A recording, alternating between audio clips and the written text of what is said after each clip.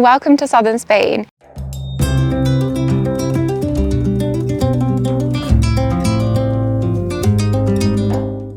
Today we're in the Alpujarras, which is a pocket of the Sierra Nevada mountains south of Granada that's characterized by its whitewashed villages. These many settlements remain frozen in time from around 500 years ago or so, because this is the last place where the Moors lived up until the 16th century when they were driven out of Spain. Today there are around 30 of these little villages and each has their own specialty, like ham or honey. We're currently in Capileira, which is considered to be one of the most beautiful, but we're going to see a few others over the course of today. Today, we'll take you up to Trevélez, one of the highest towns in Spain. Then we'll go down to Pitres and Lanjarón, the water town, before exploring Soportújar, Pampaneira and Capileira. The other thing to note is that not much has changed about the architecture of these villages in around 5 centuries. You'll find lots of flat-roofed homes and other architectural features that wouldn't look out of place in Morocco. If there's one thing you want to know before discovering this gem of Andalusia, is that renting a car is pretty essential for getting around. There are some buses, but they aren't very frequent, and so you'll need your own vehicle so you can see everything on your own schedule. At over 1,400 meters above sea level, we're in one of the highest villages in Spain. This is Trevélez, and it has a population of around 800 residents. The town is on a really steep slope and is broken into the upper, middle and lower town, so you'll need good walking shoes and be ready to walk a lot. The town is listed among one of the most beautiful towns in Spain, and all around town I've never seen so many pig references. And that is because the village is most famous for the jamón de Trevélez, which is a kind of ham from this village. There's also a ham museum where you can learn more about the history of ham in the region, and even this ham fountain.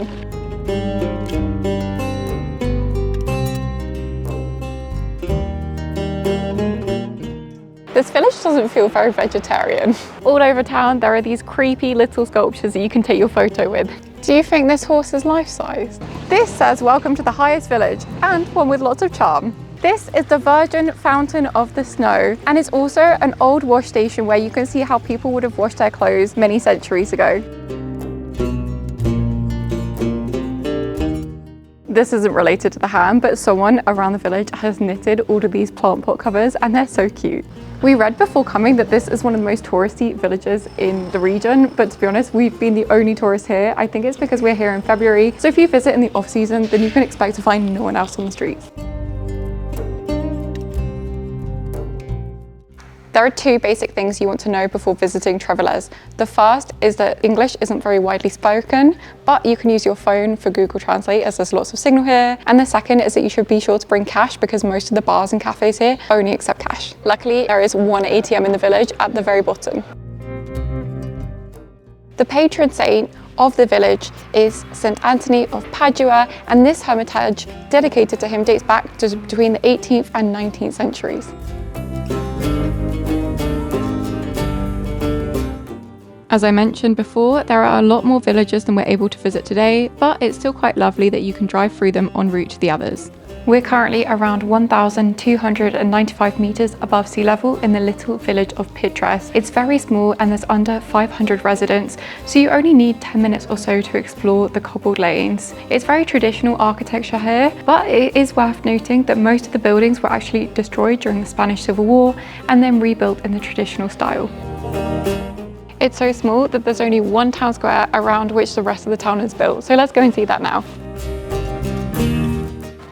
It's basically impossible to get lost as we've just walked down the main road and now we're at the town hall square. From here you can also see the main church, and if you swivel around then you'll see a very beautiful view of the Sierra Nevada mountains. It's worth noting that Pitres is the capital of a group of towns known as La Taja. It's the largest town, and so this is where the town hall is. I also love all of these ceramic tiles which are white and blue and traditional of the region. It was then time to grab lunch at a local bakery, and that came in the form of piping hot empanadas.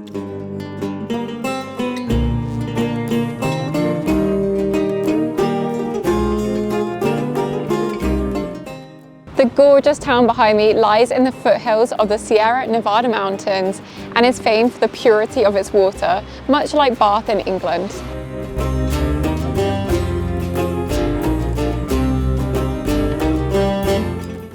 This is Lanjarón, and from midnight on the 23rd of June right up until 6 a.m. on the 24th of June, which is the Saints' Day of the town, San Juan, the largest water fight in Spain takes place. At this time, everyone lines the street with buckets of water, hoses, and all kinds of water pistols, and there's just one giant water fight before everyone goes home to bed and then enjoys the Saint Day the next day.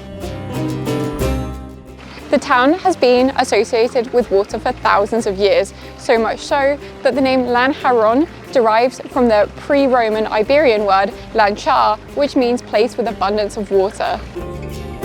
The town is also known as the gateway to Alpujarra due to its position, as I mentioned, in the Sierra foothills. Today, there are over 20 of these drinking fountains scattered across towns. When it says agua potable, that means drinking water. One of the most amazing things to see in Lanjarón is around a kilometre from the historic city centre, and that is this well-preserved medieval Moorish castle. Now, it lies in ruins on a small natural rocky outcrop around 600 metres above sea level and gives fantastic views onto the surrounding landscape. So let's go and check it out. There's probably been a castle on site here since the 12th or 13th century, though most of the remains you see today probably date back to the 14th century. Honestly, there's not very much information online. What is clear is that today what you see is only a third of what was probably once there. A lot of the reviews online said that it was really poorly maintained up here, but I think that they must date from a few years ago because it's honestly very clear the track, it's very nice to walk along. But let's go all the way to the top now. It's so windy up here, but let's go into the castle.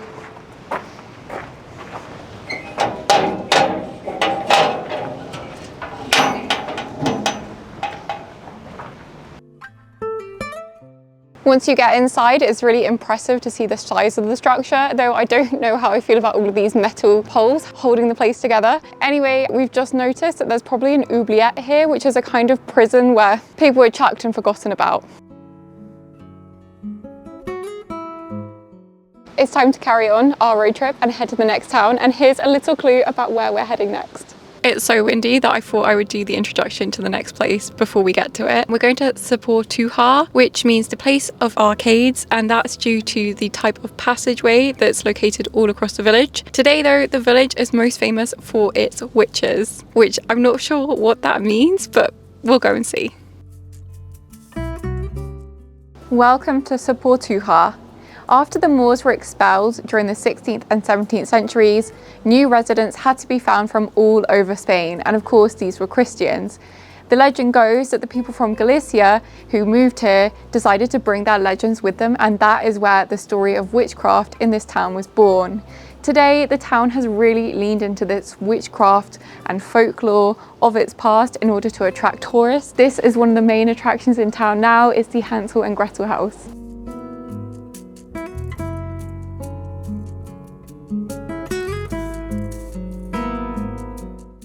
I think the most interesting thing about this town is the juxtaposition between the old and the new. So you've got the newer sculptures depicting fairy tales from all over the world, but then you wander just a bit down the town and you find architectural features such as this.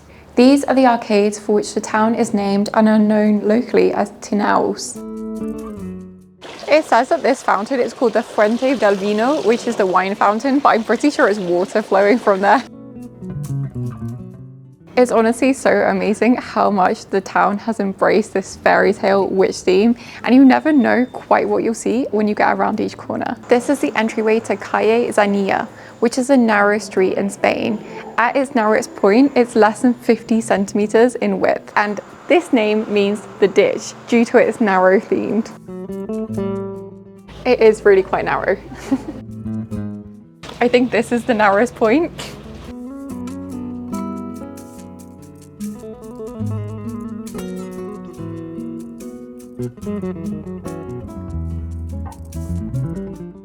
Welcome to Pampaneira.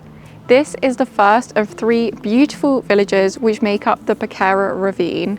We're currently at 1,058 meters above sea level, and this town is known for its charming facades and traditional architecture.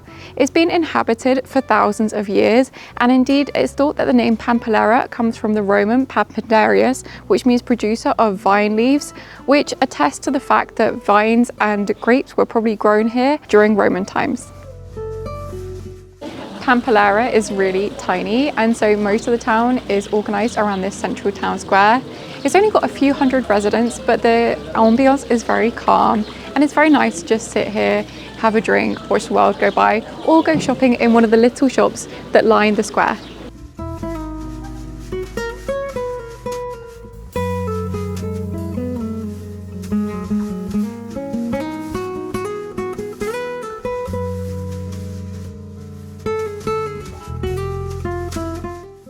Capileira is often said to be the most beautiful of the pueblos blancos of the Alpujarras, and I have to say that I completely agree. The meandering cobbled lanes are filled with architecture that feels as if it hasn't changed in centuries. There's even a museum and small church in town if you're looking for something a little more cultural. Otherwise, the greatest joy of a visit here is the chance to soak up the ambiance and stroll the streets.